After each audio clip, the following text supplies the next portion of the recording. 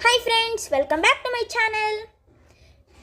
ಇವತ್ತು ನಾನು ನಿಮ್ಮ ಜೊತೆ ಅಂತಾರಾಷ್ಟ್ರೀಯ ಬಾಹ್ಯಾಕಾಶ ನಿಲ್ದಾಣದ ಬಗ್ಗೆ ನನಗೆ ಗೊತ್ತಿರುವಷ್ಟು ನಿಮ್ಮ ಜೊತೆ ಮಾಹಿತಿ ಹಂಚ್ಕೊಳ್ಳೋಣ ಅಂತ ಇದ್ದೀನಿ.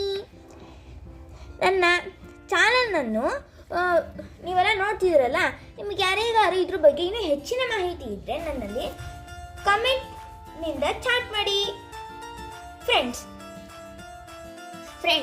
ಮತ್ತು ಈಗ ಬಾಹ್ಯಾಕಾಶ ನಿಲ್ದಾಣ ಅಂದರೆ ಏನಪ್ಪ ಅಂದರೆ, ಈಗ ನಮ್ಮ ಭೂಮಿಯ ಸುತ್ತಮುತ್ತ ಮತ್ತು ಬಾಹ್ಯಾಕಾಶದಲ್ಲಿ ಮತ್ತು ನಮ್ಮ ಭೂಮಿಯ ವಾತಾವರಣದಲ್ಲಿ ಏನೆಲ್ಲ ಘಟನೆಗಳಾಗ್ತಿದೆ ಅನ್ನೋದನ್ನು ನಾವು ಅದನ್ನ ಅನ್ವೇಷಣೆ ಮಾಡೋದಕ್ಕೆ ಅಂತ ಒಂದು ಸಾಧನವನ್ನು ಪ್ರಿಪೇರ್ ಮಾಡಿದ್ವಿ ಅಲ್ವಾ. ಅದೇ ನಮ್ಮ ಇಂಟರ್ನ್ಯಾಷನಲ್ ಸ್ಪೇಸ್ ಸ್ಟೇಷನ್ ಆಗಿದೆ. ಮತ್ತು ನಮಗೆ ಈಗಾಗಲೇ ತಿಳಿದಿದೆಯಲ್ವಾ, ಅದೇ ಥರ ರಷ್ಯಾ ಮತ್ತು ಅಮೆರಿಕ ನಡುವೆ ಶೀತಲ ಸಮರದ ಭಾಗವಾಗಿ ಮಾನವ ಸಹಿತ ಬಾಹ್ಯಾಕಾಶಯಾನ ಸಾಕಾರವಾಯಿತು. ಬಾಹ್ಯಾಕಾಶದಲ್ಲಿ ನಿರಂತರವಾಗಿ ಮಾನವ ವಾಸಿಸುತ್ತಿದ್ದಾನೆ. ಅಂದರೆ ಅಂತಾರಾಷ್ಟ್ರೀಯ ಬಾಹ್ಯಾಕಾಶ ನಿಲ್ದಾಣ ಮತ್ತು ಸ್ಪೇಸ್ ಸ್ಟೇಷನ್ಗಳು ಈಗ ಕಾರ್ಯನಿರ್ವಹಿಸುತ್ತಿವೆ. ಅಂದರೆ 30ಕ್ಕೂ ಅಧಿಕ ಗಗನಯಾನಿಗಳು ಭೂಮಿಯಿಂದ ಕಾರ್ಬನ್ ರೇಖೆಯವರೆಗೂ ಪ್ರಯಾಣ ಮಾಡಿ ಸುರಕ್ಷಿತವಾಗಿ ಹಿಂದಿರುಗಿದ್ದಾರೆ. ಅಂದರೆ ಉದಾಹರಣೆಗೆ ಕಲ್ಪನಾ ಚಾವ್ಲಾ, ಸುನಿತಾ ವಿಲಿಯಮ್ಸು ಇವರೆಲ್ಲರೂ ಬರ್ತಾರೆ. ಇವರು ಭಾರತದಲ್ಲಿ ಹುಟ್ಟಿದವರಲ್ವಾ.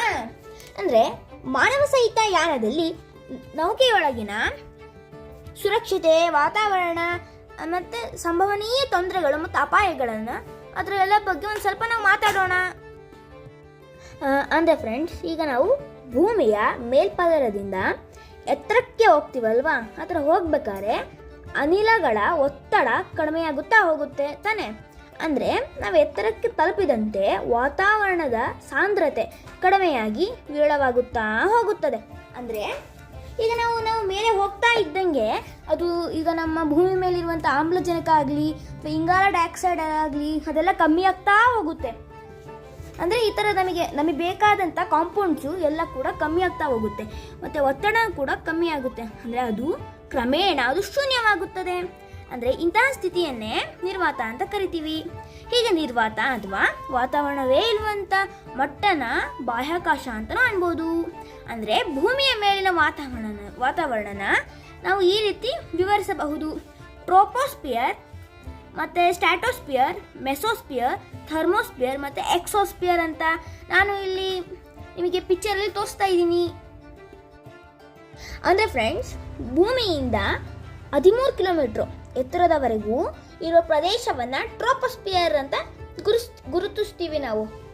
ಮತ್ತು ಅಲ್ಲಿ ವಾತಾವರಣದ 75% ಅಂದರೆ 75-80% ಭಾಗ ಈ ಪ್ರದೇಶದಲ್ಲಿ ಆವರಿಸಿದೆ. ಅದರಲ್ಲಿ 21% ಆಮ್ಲಜನಕವು ಭೂಮಿಯ ಮೇಲ್ಮಟ್ಟದಲ್ಲಿದ್ದರೆ ಉಳಿದ ಅನಿಲಗಳು ವಿವಿಧ ಸ್ತರಗಳಲ್ಲಿ ವಿಸ್ತಾರವಾಗಿವೆ.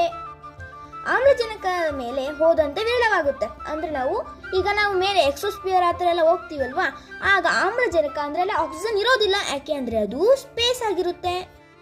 ಅಂದರೆ ಫ್ರೆಂಡ್ಸ್, ಉದಾಹರಣೆಗೆ ಈಗ ಹಿಮಾಲಯ, ಮೌಂಟ್ ಎವರೆಸ್ಟ್ ಈ ಥರ ಎತ್ತರದ ಶಿಖರಗಳನ್ನು, ಬೆಟ್ಟಗಳನ್ನು ನಾವು ಹತ್ತಬೇಕಾದ್ರೆ ನಮಗೆ ಗಿಲ್ಡಿನೆಸ್ ಆಗೋದು, ವಾಂತಿ ಬರೋ ಅಂಥದ್ದು ಆ ಥರ ಎಲ್ಲ ಆಗುತ್ತೆ. ಯಾಕಪ್ಪ ಅಂದರೆ ಆಗ ನಮಗೆ ಅಲ್ಲಿ ಆಕ್ಸಿಜನ್ ಕಮ್ಮಿ ಆಗ್ತಾ ಹೋಗುತ್ತೆ.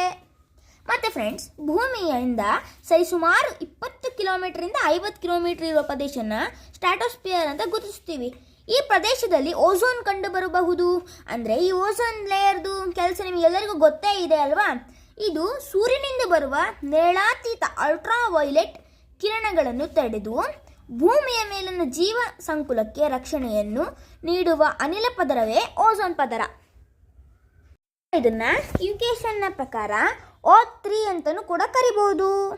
ಅಂದರೆ ಏನಪ್ಪ ಅಂದರೆ ಈ ಓಝೋನ್ ಪದರನ ನಾವು ಅನುಭವಿಸ್ಬೋದು. ಹೆಂಗಪ್ಪ ಅಂದರೆ ಈಗ ತುಂಬ ದಿನ ಒಂದು 15-30 ಡೇಸ್ ತನಕ ಕಂಟಿನ್ಯೂಸ್ ಆಗಿ ಜಾಸ್ತಿ ಮಳೆ ಬರೋದು ಈ ಥರ ಎಲ್ಲ ಆಯಿತು ಅಂದರೆ ತುಂಬ ಮೀನು ಥರ ಸ್ಮೆಲ್ ಎಲ್ಲ ಬರುತ್ತಾ ಅಲ್ವಾ, ಅದು ಓಝೋನ್ ಪದರದ್ದು. ಅಂದರೆ ಆವಾಗ ನಮ್ಮ ಪೂರ್ವಜರೆಲ್ಲ ಹೇಳ್ತಿದ್ವಲ್ವಾ, ಬೆಳಗಿನ ಜಾವ ಎದ್ದೇಳಬೇಕು, ಧ್ಯಾನ, ಯೋಗ ಎಲ್ಲ ಮಾಡಬೇಕು ಅಂತ. ಅದು ಯಾಕಪ್ಪ ಅಂದರೆ ಬೆಳಗಿನ ಜಾವ ನಾವು ಮನುಷ್ಯರು ಮಾಡ್ತೀವಲ್ವಾ, ಆ ಪೊಲ್ಯೂಷನ್ಸ್ ಏನೂ ಇರೋದಿಲ್ಲ. ಆದ್ದರಿಂದ ಓಝೋನ್ ಪದರ ನಮಗೆ ಸ್ವಲ್ಪ ಕೆಳಗೆ ಸಿಗುತ್ತೆ. ಆದ್ದರಿಂದ O3 ಅಂದರೆ 3 ಪಟ್ಟು ಆಕ್ಸಿಜನ್ ಜಾಸ್ತಿ ಇದೆ ಅಂತ. ನಮಗೆ ಆಕ್ಸಿಜನ್ ನಮಗೆ ಸಿಕ್ತು ಅಂದರೆ ನಾವು ತುಂಬ ಆರೋಗ್ಯವಂತರಾಗಿರ್ಬೋದು ಮತ್ತು ನಮ್ಮ ಚಟುವಟಿಕೆಗಳಲ್ಲೆಲ್ಲ ನಾವು ಇದರಿಂದ ಮುಂದುವರಿತೀವಿ. ಅಂದರೆ 3ನೇ ಪದರನ ಮೆಸೋಸ್ಪಿಯರ್ ಅಂತ ಕರಿತೀವಿ. ಅದು ಭೂಮಿಯಿಂದ 50 ಕಿಲೋಮೀಟರ್ನಿಂದ 85 ಅಂದರೆ 50 to 85 ಕಿಲೋಮೀಟರ್ಸ್ ಎತ್ತರದ ಪ್ರದೇಶದಲ್ಲಿದೆ ಅಂತ ಗುರುತಿಸಲ್ಪಟ್ಟಿದೆ. ಅಂದರೆ ಇಲ್ಲಿಂದ ಮೇಲೆ ಹೋದರೆ ಅದು ಥರ್ಮೋಸ್ಪಿಯರ್, ಇನ್ನೂ ಮುಂದೆ ಹೋದರೆ ಅದುವೇ ನಿರ್ವಾತ. ಅಂದರೆ ಪ್ರಖ್ಯಾತ ವಿಜ್ಞಾನಿ ಕಾರ್ಬನ್ ರವರ ಪ್ರಕಾರ ಭೂಮಿಯಿಂದ 100 ಕಿಲೋಮೀಟರ್ ಎತ್ತರಕ್ಕೆ ಹೋದರೆ ಶುದ್ಧ ನಿರ್ವಾತ ಆರಂಭವಾಗುತ್ತದೆ. ಇದನ್ನೇ ಕಾರ್ಬನ್ ಲೈನ್ ಅಂತಲೂ ಗುರುತಿಸ್ತೀವಿ ನಾವೆಲ್ಲ. ಅಂದರೆ ಪ್ರಪಂಚದಾದ್ಯಂತ ಗುರುತಿಸುವ ಬಾಹ್ಯಾಕಾಶದ ಎಲ್ಲೆ. ಇಲ್ಲಿಂದ ಮೇಲೆ ಎಲ್ಲವೂ ಬಾಹ್ಯಾಕಾಶ, ಕೆಲವೊಮ್ಮೆ ಔಟರ್ ಸ್ಪೇಸ್ ಬಾಹ್ಯಾಕಾಶ ಎಂದು ಕರೆಯಲ್ಪಡುತ್ತದೆ. ಅಂದರೆ ಫ್ರೆಂಡ್ಸ್, ಈಗ ನಿಮಗೆ ಸ್ಪೇಸ್ ಬಗ್ಗೆ ಅಥವಾ ಪ್ಲಾನೆಟ್ಸ್ ಬಗ್ಗೆ ಏನಾದರೂ ಇನ್ಫಾರ್ಮೇಷನ್ ಬೇಕು ಅಂದರೆ ನಂದು ಎಷ್ಟೊಂದು ವೀಡಿಯೋಸ್ನ ನಾನು ಡಿಸ್ಕ್ರಿಪ್ಷನಲ್ಲಿ ಲಿಂಕ್ ಕೊಟ್ಟಿದ್ದೀನಿ. ಅದರಿಂದ ನೀವು ನಿಮಗೆ ಬೇಕಾದಂಥ ವೀಡಿಯೋನ ಚೂಸ್ ಮಾಡ್ಕೊಂಡು ನೋಡ್ಬೋದು. ಮತ್ತು ಫ್ರೆಂಡ್ಸ್, ಇದ್ರ ಬಗ್ಗೆ ಮಾತಾಡೋದಕ್ಕೆ ಇನ್ನೂ ತುಂಬ ಹೆಚ್ಚಿನ ವಿಷಯ ಇದೆ ತಿಳಿಸಿಕೊಡೋದಕ್ಕೆ.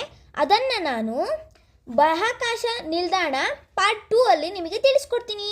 Okay friends, bye, take care and like my channel, share my channel and click the bell icon and subscribe friends please. And thank you for watching. Bye bye, take care.